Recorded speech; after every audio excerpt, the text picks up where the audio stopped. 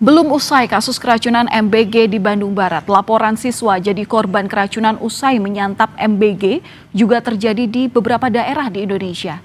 Kepala Badan Gizi Nasional pun meminta maaf atas maraknya kasus keracunan makan bergizi gratis.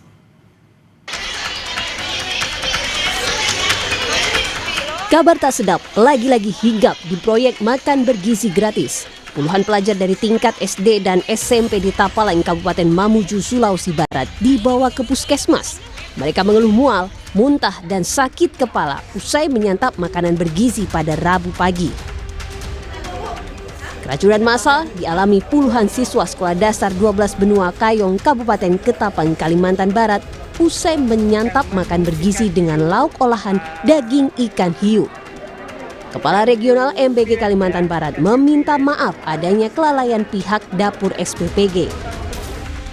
Kami akui murni daripada kelalaian tim kami dalam memilih menu, tetapi kita akan menunggu hasil daripada investigasi, hasil daripada pengecekan. Kami juga sudah berkoordinasi dengan BPOM untuk SPPG yang di mana terjadi insiden ini sudah kami berhentikan untuk operasional sampai kami menunggu hasil investigasi. Sementara itu, korban kasus keracunan MBG di Cipongkor, Bandung Barat telah menembus lebih dari 1.000 siswa. Data ini merupakan akumulasi dari kejadian hari Senin hingga Rabu. Polisi telah melakukan olah TKP dan mengambil sampel makanan di salah satu SPPG penyedia MBG. Hasilnya kita masih menunggu dari Labkesda sama Labfor yang di Bogor. Itu sudah kita kirimkan dari hari Selasa. Ini masih menunggu hasilnya untuk sampel dari muntahan korban maupun dari makanannya, sampel makanannya. Badan Gizi Nasional meminta maaf atas maraknya kasus keracunan massal yang menimpa para pelajar di berbagai daerah. Kepala BGN bakal mengevaluasi seluruh SPPG. Memang kami menyadari ya, tidak semua SPPG melakukan implementasi kegiatan sesuai SOP, sehingga ada beberapa kesalahan prosedur yang dilakukan. Oleh sebab itu kami mohon maaf untuk keteledoran tersebut. Seperti contoh ya, di Garut itu, ini keteledorannya sederhana. Ketika mau mengirim ke satu sekolah, nasinya habis. Ya, kan artinya ada satu hal teknis mendadak di lapangan, sehingga ayam wokunya terlambat dikirimkan. Kemudian yang di Bandung itu masaknya terlalu awal. Padahal kami mensyaratkan kalau masak itu paling cepat jam 1 malam. Insiden keracunan massal yang menimpa siswa ini membuat orang tua korban kecewa. Mereka meminta program MBG dievaluasi, bahkan beberapa meminta program ini dihentikan. Ini lagi aja, nggak ada MBG lagi. Oh, nggak ada MBG lagi, ya. Nggak ada MBG lagi. Ya. Tidak ingin diperbaiki atau seperti apa? Enggak. Setelah kejadian ini, Ibu sebagai orang tua seperti apa ini? Merasa was-was sangat. Saya sangat khawatir. Kedepannya seperti apa nih? Apakah MBG yang dilanjut? Berulang kali, MBG mencatat insiden keracunan massal. Kepala Staf Presiden M. Kodari menyatakan sejak program ini diluncurkan dari Januari sampai September 2025, lebih dari 5.000 siswa di 16 provinsi jadi korban. Masalah yang sama dicatat oleh 3 lembaga, bahkan oleh BGN sendiri. Ya. Nah, yang kedua, angkanya secara statistik itu sebetulnya sinkron, sama-sama di sekitar angka 5.000 ya. Higienitas makanan, B, suhu makanan dan ketidaksesuaian pengolahan pangan, C, kontaminasi silang dari petugas, D, ada indikasi sebagian disebabkan alergi. Fenomena keracunan MBG ini harus menjadi perhatian serius pemerintah. Evaluasi dan pengawasan harus dilakukan mulai dari rantai pasok paling awal hingga saat siswa menerima MBG. Jangan sampai program yang telah menyedot anggaran triliunan ini malah jadi bumerang bagi gizi anak bangsa. Tim Liputan Kompas TV.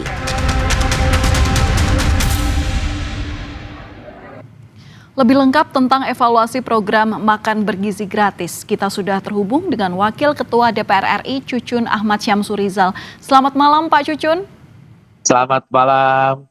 Iya Pak Cucun, tadi Anda sudah langsung sebagai fungsi pengawasan langsung menuju ke Bandung Barat.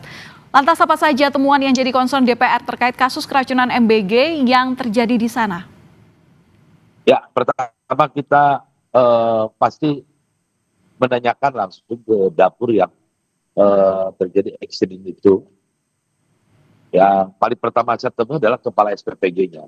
Karena mereka ini kan sudah disekolahkan sebelum diangkat menjadi kepala SPPI atau SPPG ini. Mereka memahami akan 10 SOP yang harus dilaksanakan. Makanya kalau mereka konsisten dan menjalankan semua yang pernah mereka dapat ketika BIMTEK, bimbingan teknis, untuk menjadi seorang kepala SPPG, pasti ini tidak akan terjadi. Seperti tadi Kepala BGN menyampaikan, ini masak terlalu awal, berarti kan sudah keluar dari SOP. Ya, bayangkan kalau masak jam 11 sudah selesai, kemudian di packingnya jam 6 pagi untuk anak PAUD dan SD, TK, kemudian nanti jam 10 untuk anak SMP, SMA, ya pastilah itu hampir 12 jam. Makanya ini kesalahan SOP jelas-jelas. Yang kedua, temuan saya adalah tadi, kenapa langsung turun ke bawah, memastikan kesehatannya kepada SPPG-nya. Prosedur daripada pengadaan, supply dari barang ini siapa? Kemudian proses penerimaan barangnya ini sudah diperiksa belum?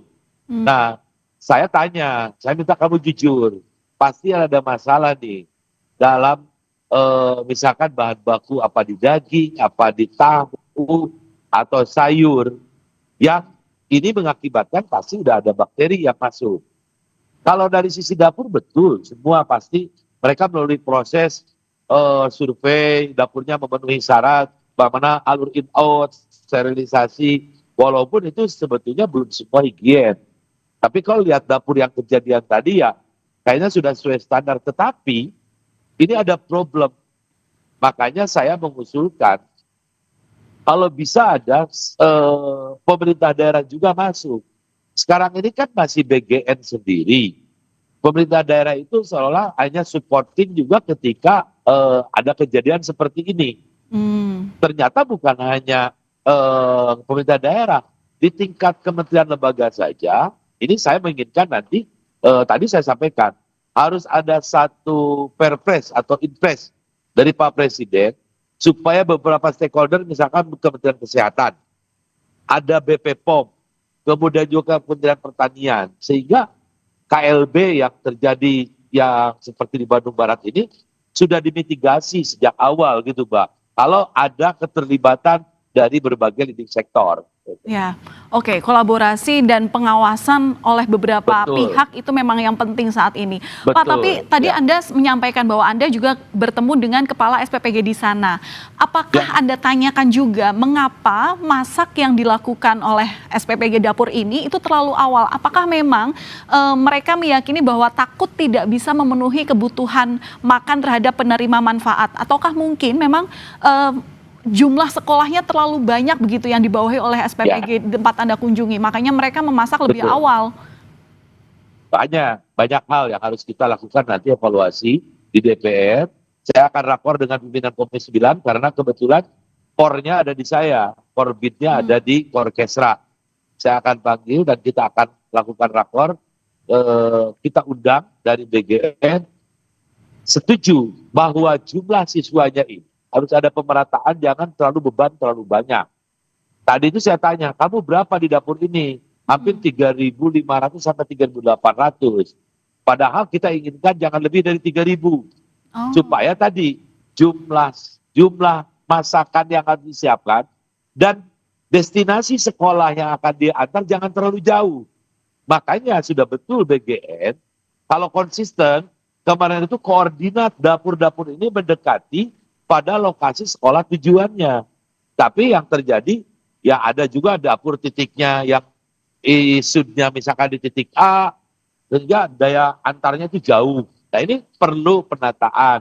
Termasuk saya juga ada catatan tadi itu mengenai apa yang mereka sampaikan, si kepala SPPG ini, kayaknya hampir sama dengan daerah-daerah lain. Disinilah yang saya katakan tadi ke teman-teman media dan semua, bukan hanya untuk di Kabupaten Bandung Barat. Saya mengajak ke semuanya, ayo ikuti SOP yang sudah ada. Berapa jam kalau secara ilmu kesehatan, makanan ini layak dan tidak akan terkontaminasi bakteri. Kan maksimal 4 jam. Atau kasih toleransi dikit. Misalkan dari 4 jam itu dari jarak dia packing sampai ke disantap, dinikmati. Bukan ini sudah misalkan masak tadi dari jam 11, kemudian packing dari jam 6 sampai jam 7, diantar sampai jam 8, ada yang dikonsumsinya jam 10, jam 11, ini jelas sudah keluar dari SOP. Padahal mereka di sekolah dulu. Ini penting, pengawasan kembali lagi. Yang kedua, saya tanya, apakah misalkan si ahli gizinya dari proses awal, ini kan mereka ada ahli gizi di setiap SPPG ini. Saya sejak awal ingatkan, apa mereka mantau nggak dari proses persiapan makanannya, ketika masuk berproses dimasak, sampai mau di packing. Minimal, kalau misalkan alat tester pun belum ada ilmu di kesehatan itu apa sih namanya, bisa dicium, dicicipi, dilihat, awalnya dilihat dulu kan, ya, dilihat ini apakah ada perubahan nggak, kemudian dicium, kalau ada bau atau apapun, kemudian dicicipi, kan pasti, apalagi nanti saya sudah usulkan, setiap dapur para mitra ini diwajibkan memiliki alat untuk tes food, minimal rapid kah, untuk mengetes makanan ini. Itu salah satu komponen penting, yang paling penting. Apalagi ke depan, BP POM ini. BP POM juga ikut terlibat ya untuk pengawasan obat dan makanan. Ya, dan Pak mereka Cucun, pasti punya ilmunya. Apakah juga perlu perlibatan orang tua murid di sini? Karena 55.000 siswa keracunan itu bukan angka yang main-main loh. Iya, itu data kan Januari sampai sekarang. Ya, data dari Januari sampai sekarang. Ini yang terjadi aja di Bandung Barat, dan itu kan 800. Kemudian data masuk, ini kan datanya ada yang bilang 1.000. Nah, di Bandung Barat aja ini kan mereka itu in out. Ya, ada yang sudah sembuh pulang, kemudian mual lagi, masuk lagi. Artinya kan nggak cuma sekali gitu di Bandung Barat. Nah, apakah perlu ada perlibatan orang tua sebagai pengawasan? Karena ini kelihatannya kalau orang tua akan lebih selektif gitu, akan lebih teliti. Saya setuju. Ya jangan sekarang, ini program bagus sekali ya. Untuk bagaimana Pak Presiden Prabowo ingin anak Indonesia gizinya itu betul-betul bagus. Menyelesaikan permasalahan stunting. Tidak ada lagi yang gizi buruk. Tetapi di sekolah itu kan ada komite sekolah yang di sana ada pelibatan orang tua. Makanya tadi saya sarankan, saya kumpulkan satu kecamatan itu ada Korcam, ada Koreng, ada juga si kepala SPPG, termasuk mitranya. Saya bilang, pernah nggak sekali-kali datang ke sekolahnya ngobrol dengan tadi komitenya mengenai makanan yang Anda produksi ini, pernah nggak ngobrol dengan pihak sekolah? Dan penerima harus tetap di sekolah. Karena menjaga keamanan daripada makanan ini. Jangan hari ini guru A, hari besok guru B. Termasuk tadi pelibatan orang tua. Betul sekali. Ini emang harus ada satu momentum, ya siapapun lah melakukan sosialisasi ini, terutama dari BGN ya. Datang ke sekolah, makanya perlu sinergi. Kementerian Dikdasmen, Kementerian Kesehatan, BP POM, BGN. Ayo, dengan sekolah, terutama di Dikdasmen ini, sekolah terlibat, terutama kan ada komite di sekolah itu adalah isinya orang tua, ya. Betul, ya. Kita harapkan memang korban ini tidak bertambah lagi, karena sekali lagi kami setuju dengan apa yang Anda sampaikan, bahwa program ini adalah program baik yang memang harus kita kawal agar memang tujuannya ini memang bisa sesuai dengan rencana program makan bergizi gratis ini memang dilaksanakan di Indonesia. Baik, terima kasih Pak Cucun sudah berbagi informasi dengan Kompas Malam, Kompas TV. Salam sehat selalu Pak Cucun.